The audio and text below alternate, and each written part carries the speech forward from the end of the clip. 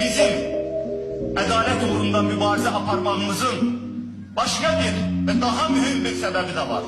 Biz elbette vatandaş olarak, valideyn olarak, bir vicdanlı insan olarak bu sahtekarlığa karşı çıkmalıyız. Ama aynı zamanda bir Müslüman olarak da bizim borcumuz bu şere karşı çıkmaktır. Meğer bizim dinimiz İslam, bizi yaradan Allah bize hükmetmedi mi ki zulüme karşı mübarizə aparın, zulümkarla barışmayın, zulme karşı mübarizə aparmak imandan değil mi?